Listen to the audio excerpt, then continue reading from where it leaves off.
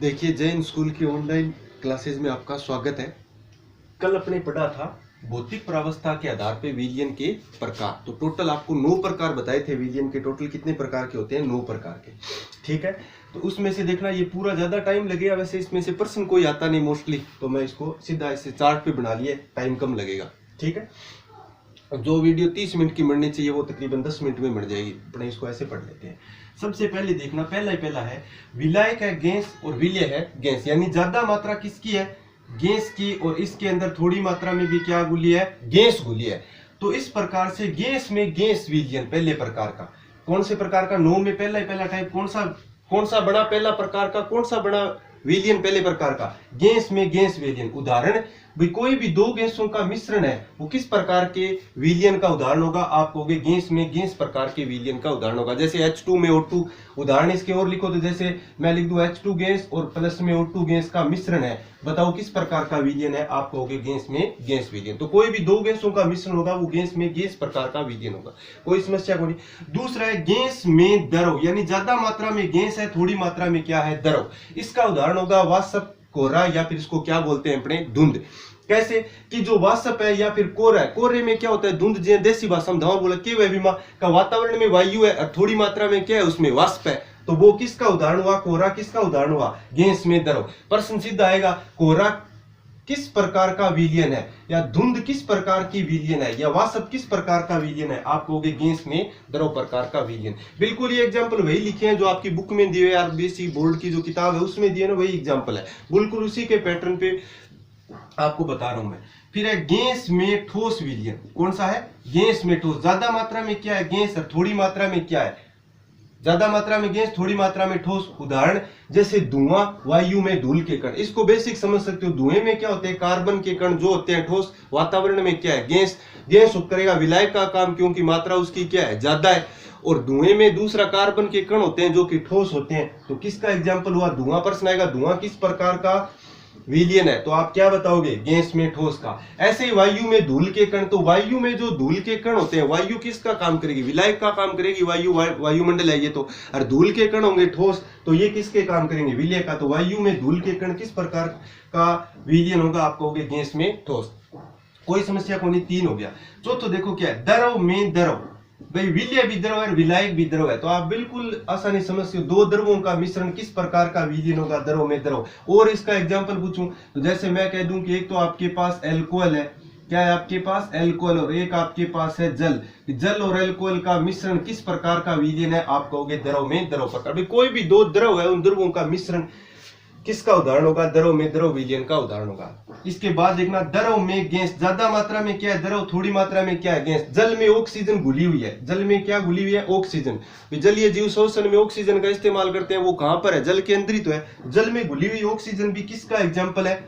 Gas. द्रव में gas का। किसका एग्जाम्पल है? द्रव में गैस का। यानी विलायक का काम द्रव करेगा, ये कौन करेगा? ऑक्सीजन किसका काम करेगी? विलय का काम करेगी। और कह सकते हो जैसे जल में अमोनिया, जल में नाइट्रोजन, कोई भी गैस है तो वो कौन से प्रकार का होगा? द्रव में गैस। इसके अलावा देखना, जल में CO2 की जगह आप इसको लिख दो कोल्ड ड्रिंक्स या पेय पदार्थ। क्या लिख दो? मृदु पेय पदार्थ। जैसे कोल्ड ड्रिंक्स, थम्स अप वगैरह होते हैं ना, इनमें क्या होता है? उच्च दाब पर CO2 गैस को प्रवाहित किया हुआ होता है। अभी उच्च दाब पर CO2 गैस को अंदर उसमें क्या कर देते हैं? संपीड़ित कर देते हैं। जैसे अपने ढक खोलते हैं तो उसमें क्या निकलती है? बुलबुले निकलते हैं गैस के। तो वहां पर वो गैस है, वो किसका काम करेगी? विलय का। और विलायक वहां पे क्या है? द्रव। तो कोल्ड ड्रिंक्स में जो बुलबुले निकलते हैं वो भी किसका एग्जाम्पल होता है? द्रव में गैस का। कोई समस्या नहीं है। फिर है द्रव में ठोस। ये साधारण प्रकार के वास्तविक विलयन जो भी आप देखते हो, जैसे जल में नमक, जल में शक्कर, जल में चीनी, वॉटेवर जो भी है, वो सारे उसमें देखो, नमक है वो ठोस है, जल है वो क्या है? द्रव है। तो वो सारे किसका एग्जाम्पल हो जाएंगे? द्रव में ठोस का। फिर है ठोस में ठोस। ये ठोस में ठोस कैसे? कि सभी जो मिश्र धातुएं होती है, अभी मिश्र धातुएं क्या होती है? दो या दो से अधिक धातुओं का समांगी मिश्रण क्या कहलाता है? मिश्र धातु। तो सारी जो मिश्र धातु है, सारी क्या है? जो मिश्र धातु है, वो मिश्र धातुएं किसका एग्जाम्पल होती है? ठोस में ठोस का। किसका एग्जाम्पल होती है? ठोस में ठोस का। भी प्रश्न आ जाए, ऐसे प्रश्न आ जाए कि कॉपर में जिंक किस प्रकार के विलयन का उदाहरण है? क्या जे कॉपर में जिंक किस प्रकार के विलयन का उदाहरण है? आप कहोगे ठोस में ठोस। फिर है ठोस में द्रव। ये इंपॉर्टेंट है, ये मोस्टली पूछ लिया जाता है। ये क्या होता है? ठोस में द्रव, ज्यादा मात्रा ठोस की, कम मात्रा किसकी, द्रव की। विलय का काम द्रव करेगा, विलायक का काम ठोस करेगा। इसका एग्जाम्पल होता है कोई भी अम्लगम। अब अम्लगम क्या होता है, यदि किसी मिश्र धातु में पारा एक धातु है, एक धातु क्या है, पारा है, कोई भी मिश्र धातु है उसमें एक धातु कौन सी है, पारा है, तो उसे आप क्या बोलोगे, अम्लगम। तो जैसे सोडियम अम्लगम, ये किसका एग्जाम्पल होगा, ठोस में द्रव का। यानी इसमें यह है कि सोडियम में पारा, यानी सोडियम के अंदर क्या है, पारा है। पारा क्या है, द्रव, यही तो है, विलय का काम कौन कर रहा है, द्रव, तो सोडियम अम्लगम बोलते हैं। इसी प्रकार से मैं क्या लिख सकता हूं यहाँ पे, मैग्नीशियम में अम्लगम, या फिर मैं क्या लिख सकता हूं, मैग्नीशियम अम्लगम को मैं लिख सकता हूं कि मैग्नीशियम में पारा। तो अम्लगम सारे, कोई भी किसी का भी अम्लगम हो, चाहे सोडियम का हो, चाहे मैग्नीशियम का हो, सब किसके एग्जाम्पल होंगे, ठोस में द्रव का। किसका होगा, ठोस में द्रव का। आखिरी है फिर कौन सा, ठोस में गैस। ये कौन सा होता है, इस पे पूरा एक चैप्टर लगेगा आपका सरफेस केमिस्ट्री का, कि धातुओं की सतह पर गैसों का क्या होना, अधिशोषण होना। किसका एग्जाम्पल होता है, ठोस में गैस का एग्जाम्पल होता है। समझ में आई बात है कि नहीं आई। तो ये इतने क्या है आपके पास 9 प्रकार के विलयन है। एक बार फिर से रिवाइज कर लो। गैस में गैस, कोई भी दो गैसों का मिश्रण, गैस में द्रव, वाष्प, कोरा या धुंध। तीसरा कौन सा था, गैस में ठोस, क्या हो जाएगा, धूल के कण, या फिर एक और नाम क्या देते हो जिसको, धुआं। फिर आपके पास क्या है, द्रव में द्रव, तो कोई भी दो द्रवों का मिश्रण है, क्या है, कोई भी दो द्रवों का मिश्रण, वो द्रव में द्रव हो जाएगा। द्रव में गैस, जल के अंदर गैस घुली हुई हो, वो किसका होगा, द्रव में गैस का, जैसे कि जल में ऑक्सीजन, कोल्ड ड्रिंक्स में CO2 गैस, ये सब। फिर क्या है, द्रव में ठोस, ये सभी प्रकार के विलयन हो जाएंगे। फिर ठोस, ठोस में ठोस, सभी प्रकार की मिश्र धातु हो जाएंगे। ठोस में द्रव, अम्लगम हो जाएगा। अम्लगम क्या होता है, यदि एक मिश्र धातु क्या है, पारा है, तो उसे अम्लगम बोलते हैं। ठोस में गैस, धातुओं की सतह पर हाइड्रोजन गैस का अधिशोषण होना। ये सब किसका है, इसका एग्जाम्पल है ठोस में गैस का। ठीक है, अब अपने पढ़ते हैं मात्रक। आगे है सांद्रता के मात्रक। भी सांद्रता के मात्रक आपको पढ़ने आगे क्या क्या चीज होते हैं, यहां से प्रश्न आता है। इसमें मैं बताता हूं आपको क्या है। पहले देखना आपने नाम क्या लिखा, सांद्रता। सांद्रता क्या होती है, तो सांद्रता के लिए देखना आपसे पूछ ले ऐसे कि सांद्रता क्या होती है, तो जो विलयन है उस विलयन में उपस्थित विलय की मात्रा क्या कहलाएगी, उसकी सांद्रता कहलाएगी। बात समझ में आई कि नहीं आई। सांद्रता क्या है, विलयन में उपस्थित विलय की मात्रा। सांद्रता के लिए क्या लिखूंगा मैं, विलयन में उपस्थित किसकी मात्रा, विलय की मात्रा, क्या कहलाएगी, सांद्रता। अब इस सांद्रता के मात्रक क्या क्या हो सकते हैं। सांद्रता की परिभाषा समझ में आ गई, विलयन में उपस्थित विलय की मात्रा, बात खत्म।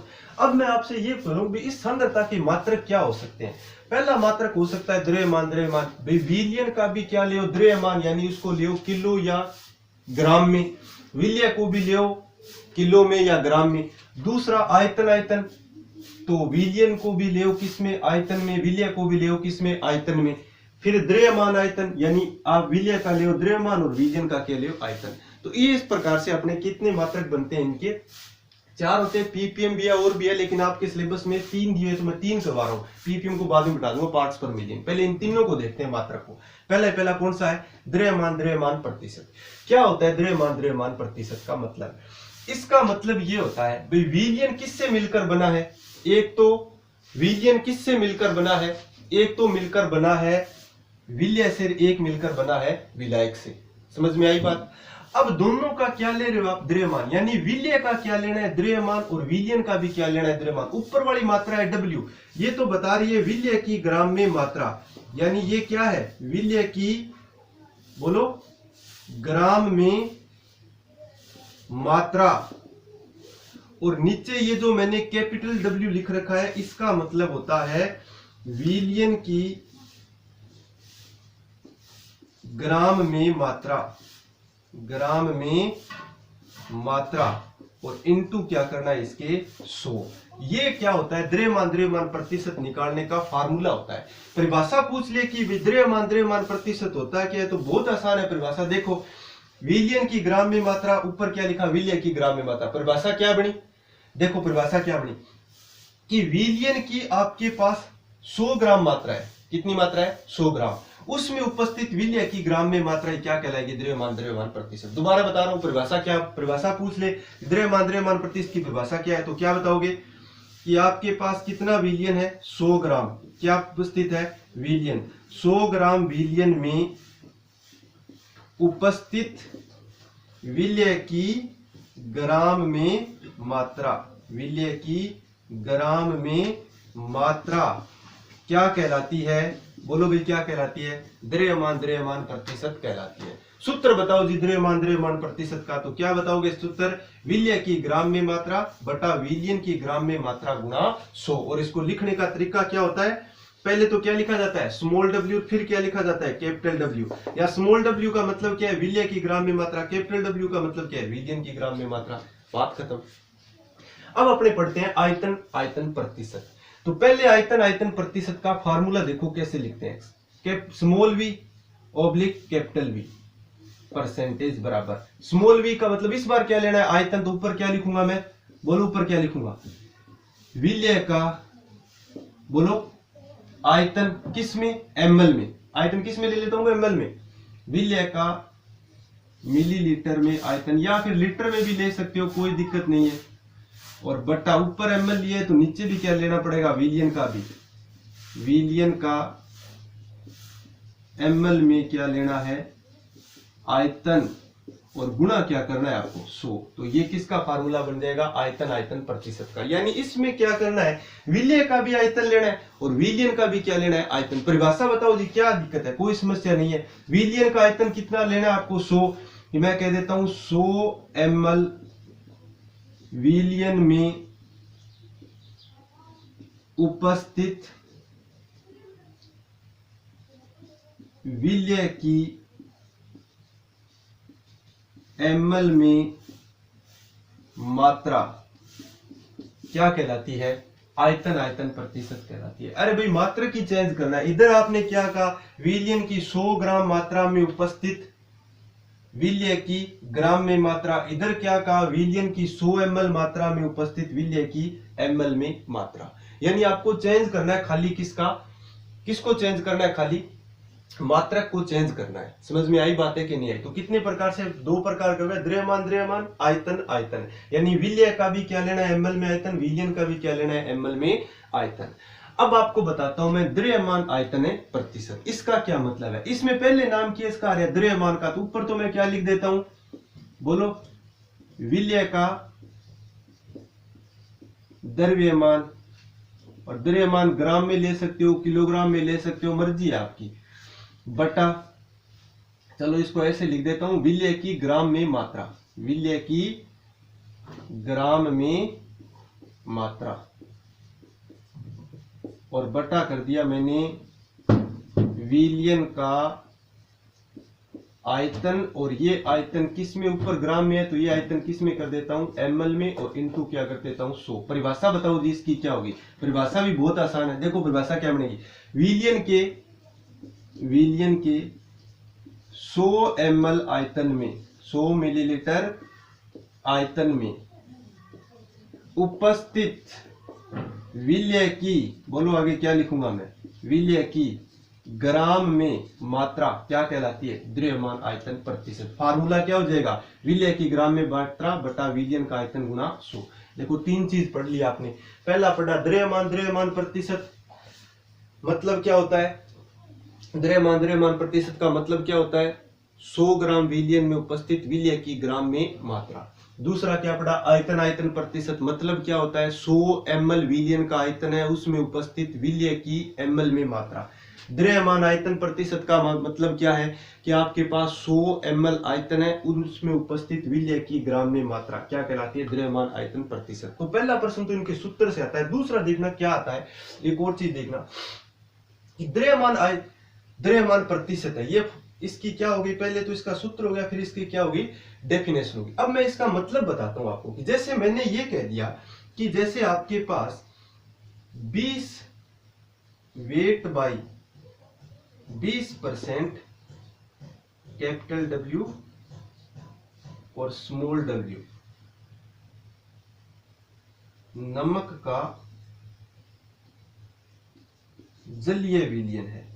क्या है आपके पास, 20% नमक का जलीय विलयन है, और मात्रक क्या दे रखा है इसका, वेट बाय वेट। तो इसका मतलब क्या है इसका मतलब ये है कि आपके पास विलयन का टोटल वजन, देखो नमक का जलीय विलयन 20% नमक का जलीय विलयन, इसका मतलब नमक की मात्रा कितनी है, नमक की मात्रा कितनी है इसमें 20 ग्राम, कितनी मात्रा है 20 ग्राम, और विलयन की टोटल अमाउंट कितनी है 100, उसमें से विलय कितना है 20, तो विलय कितना बचा 80। तो इसका मतलब इस 20% वेट बाय वेट नमक के जलीय विलयन का मतलब यह है कि 80 ग्राम जल में 20 ग्राम नमक को घोल रखा है।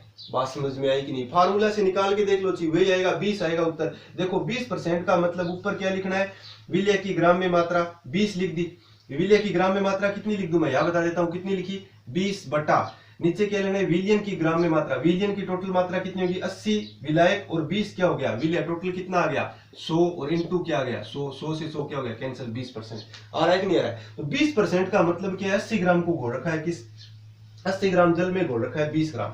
अब इसी प्रकार से इधर कर दूं कि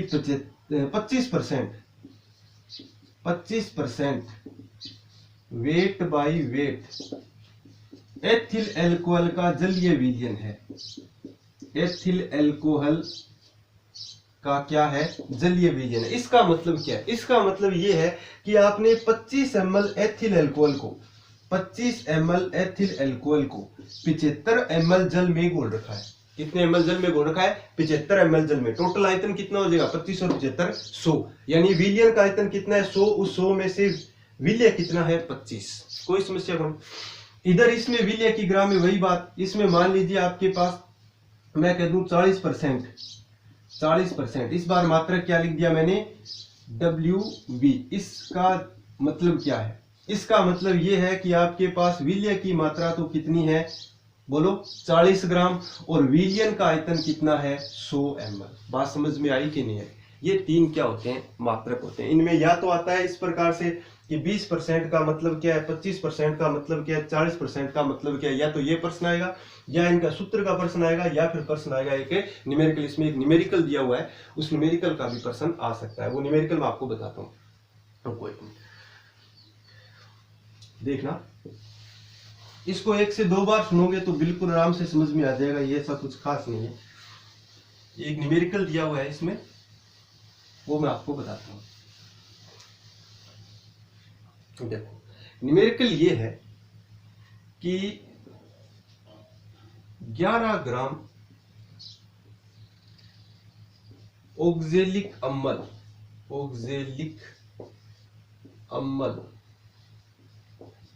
से 500 ml जलीय विलयन तैयार किया गया, जलीय विलयन तैयार किया गया। विलयन का द्रव्यमान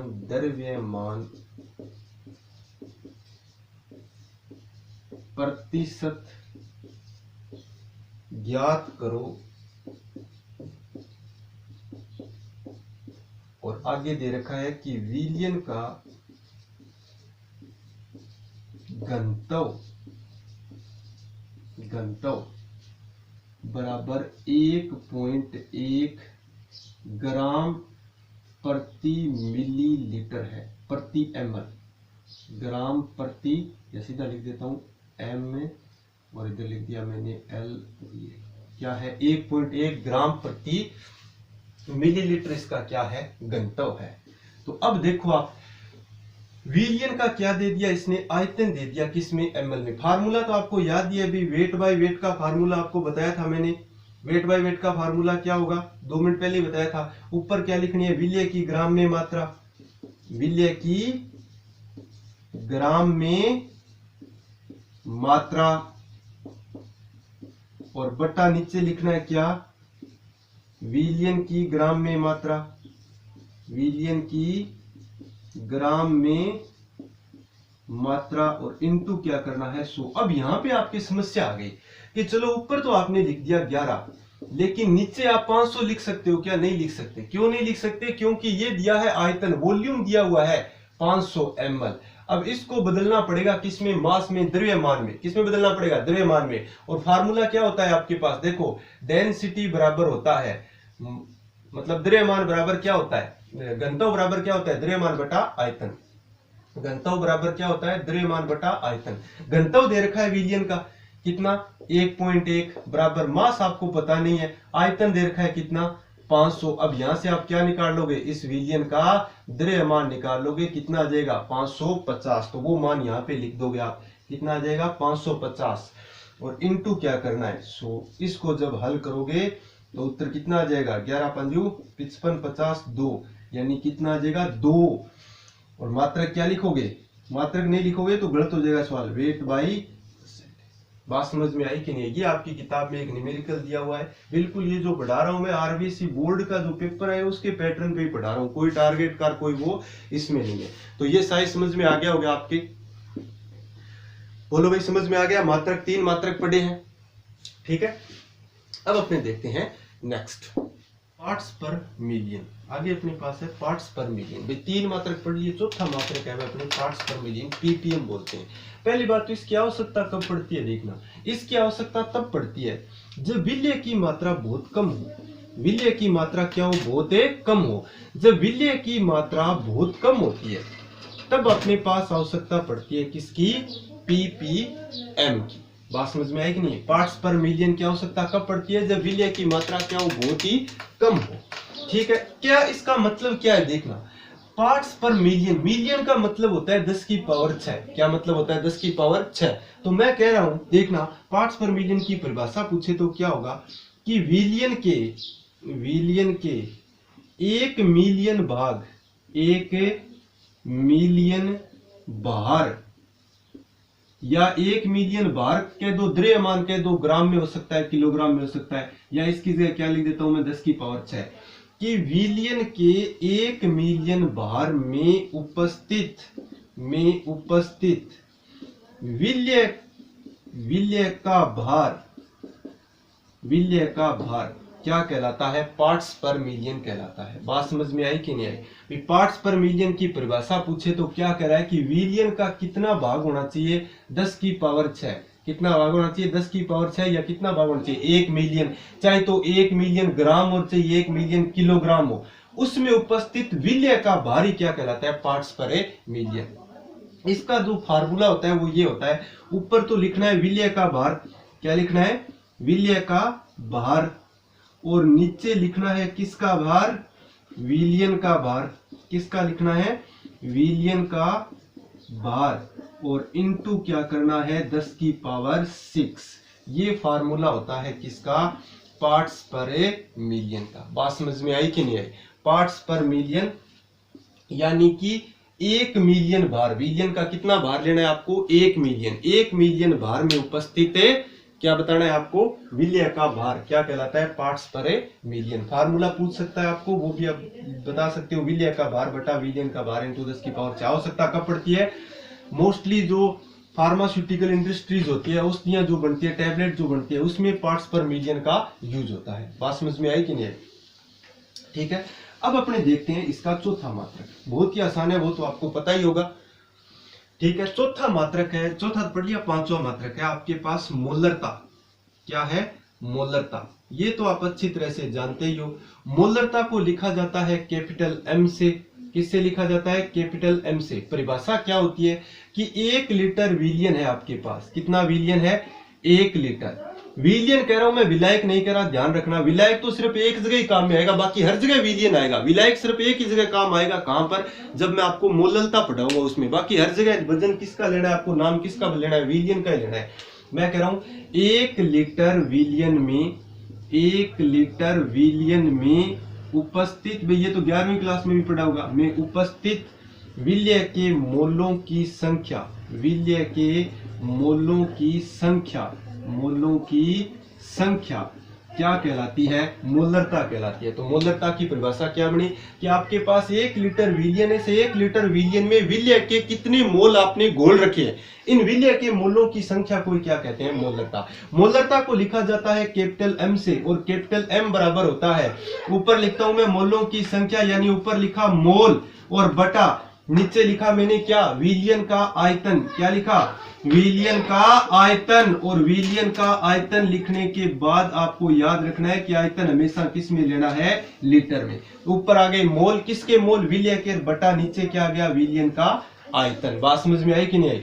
अब इसी की जगह लिख सकते हैं अपने m बराबर मोलों की संख्या को लिख सकते हैं n से, और बटा विलयन के आयतन को लिख सकते हैं किससे, v से। और इसके आगे आपको मात्रक क्या लगाना है, ml लगाना है। तो इसका मतलब कि मोलरता बराबर m बराबर क्या बड़ा, n बटा v। चूंकि n क्या होती है, मोलों की संख्या, ये मोलों की संख्या n बराबर होती है ग्राम में मात्रा बटा विलय का द्रव्य अणुभार, बटा विलय का अणुभार। तो मैं मोलर m बराबर क्या लिख सकता हूं, n की जगह क्या लिखा, विलय की ग्राम में मात्रा बटा उसका मोलर द्रव्यमान इंटू 1/v। यदि ये v आयतन किस में दे दिया जाए, ml में, तो इसको लीटर में बदलने के लिए बटा क्या करना पड़ेगा, 1000 चला जाएगा ऊपर। ये फार्मूला बनता है आपके पास किसका, मोलरता निकालने का, जो कि आपने 11वीं क्लास में भी पढ़ा होगा। ज्यादा मैं इसको डिटेल में बताऊंगा नहीं। W क्या है, विलय की ग्राम में मात्रा, M क्या है, विलय का अणुभार, V ml में है, विलयन का आयतन ऊपर क्या है, 1000। अब एक सवाल दिया हुआ है आपकी किताब में, वो मैं आपको बताता हूं क्या है, न्यूमेरिकल आपकी बुक में, वो देखते हैं अपने क्या है। देखो न्यूमेरिकल ये है कि ये दिया है आपको कि आपके पास 5 ग्राम NaOH है। 5 ग्राम क्या है, NaOH। 5 ग्राम NaOH 250 ml, 5 ग्राम NaOH का 250 ml जलीय विलयन है। यानी विलयन का आयतन दे दिया है, जलीय विलयन है।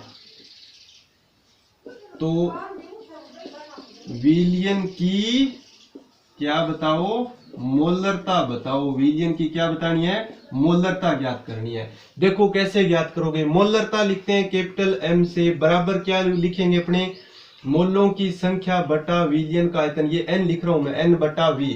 चूंकि n बराबर क्या होता है, विलय की ग्राम में मात्रा बटा अणुभार। लिख सकते हैं कि नहीं लिख सकते, तो लिख दिया m बराबर, यहाँ पे लिख दिया मैंने W बटा m गुणा 1/v। यदि ml में दिया है तो ऊपर क्या आ जाएगा, 1000। अब मैं लिख रहा हूं मान, देखो m बराबर, यहाँ पे लिख देता हूं m बराबर, इधर देखना W विलय की ग्राम में मात्रा कितनी दी है, 5 बटा NaOH का अणुभार कितना होता है। देखो NaOH का अणुभार बता रहा हूं मैं, NaOH। सोडियम का भार होता है कितना, 23 प्लस, ऑक्सीजन का होता है 16 प्लस हाइड्रोजन का होता है 1। टोटल योग क्या कितना है, 40। यानी NaOH का अणुभार m का मान कितना है, 40 गुणा। इसके बाद आपको लिखना है, देखो विलयन का आयतन किस में दिया है, ml में, तो ऊपर क्या लगाना पड़ेगा, 1000 लगाना पड़ेगा। और नीचे क्या कर देता हूं मैं, 250, क्योंकि विलयन का आयतन कितना दे रखा है, 250। अब इसको हल किया आपने, इसको हल किया तो ये कितना आ जाएगा, 25 चौका 100, और ये 5 से काटेंगे तो 5 पंजू 50, 50 आ गया क्या। यानी m बराबर आ गया ऊपर 25 और नीचे 50, यानी 1/2। और 1/2 का मतलब कितना होता है, 0.5 कैपिटल M। यानी विलयन का आयतन कितना होगा, 0.5 मोलर होगा। देखना सही किया है क्या, 5 और इसको क्या 5 से काटा तो 5 25 50 हो गया। देख लेना इसको, यही आएगा, देख लेना इसकी कैलकुलेशन करके देख लेना। यानी m बराबर क्या आ गया आपके पास, 5/40 गुणा 1000 और बट्टा कितना आ गया, 250। इसका मान आप निकाल लेना। ये क्या आ जाएगा, विलयन की क्या आ जाएगी आपके पास, मोलरता आ जाएगी। तो इस प्रकार से मोलरता की या तो पूछी जाती है परिभाषा, या आएगा न्यूमेरिकल, या पूछा जाएगा मात्रक। तो मात्रक तो आपको पता चल ही गया, मात्रक तो यहीं से निकाल सकते हो। ये क्या है, मात्रक मोलरता का पूछे, ऊपर क्या है मोल, नीचे क्या है लीटर। तो मोलरता का मात्रक क्या बना, मोल प्रति लीटर। यही परिभाषा होती है कि 1 लीटर के पीछे घुले हुए मोल ही क्या होती है, मोलरता होती है। मात्रक पूछे तो क्या होगा, मात्रक पूछे तो मात्रक होगा मोल प्रति लीटर। अब मैं आपसे एक प्रश्न पूछता हूं, देखना इसका आप अगली क्लास में देना जवाब मेरे को। अगली क्लास में मैं पूछूंगा आते ही, उसमें देना। ये बस आज के लिए इतना ही है, बाकी क्लास बाद में। मैं आपसे ये पूछता हूं कि ये जो मैंने मोलरता आपको पढ़ाई है, क्या पढ़ाई है? मोलरता। आप खुद सोचना, उसके बाद मेरे को बताना। नेक्स्ट क्लास के लिए प्रश्न है, ये मोलरता किस प्रकार का मात्रक है? मोलरता किस प्रकार का मात्रक है? ठीक, मात्रक है। ऑप्शन भी आपको मैं बता देता हूं। पहला ऑप्शन तो ये है कि वेट बाय वेट परसेंटेज का है, फिर मैं लिख रहा हूँ वॉल्यूम बाय वॉल्यूम परसेंटेज का है, फिर मैं लिख देता हूँ वेट बाय वॉल्यूम परसेंटेज का है, और चौथा मैं लिख देता हूँ उपयुक्त में से कोई नहीं या उपयुक्त है सभी। यानी मोलरता बताना है किस प्रकार का मात्रक है। दूसरा एक प्रश्न और भी मैं आपको बता देता हूँ, पीपीएम पार्ट्स पर मिलियन आपने बताया है, ये किस प्रकार का मात्रक है? किस प्रकार का मात्रक है? ये भी आपसे मैं पूछ रहा हूँ कि पार्ट्स पर मिलियन भी किस टाइप का है। पहला लिख रहा हूं मैं वेट बाय वेट परसेंटेज का। ऑप्शन कहने का मतलब सेम ही है, तो ये आपके लिए 2 प्रश्न छोड़ के जाता हूं मैं। नेक्स्ट क्लास में जब भी आऊंगा तो इन दोनों प्रश्नों के उत्तर मैं आपको बताऊंगा। पार्ट्स पर मिलियन किसका है, मोलरता किस प्रकार का मात्रक है। ठीक है भाई।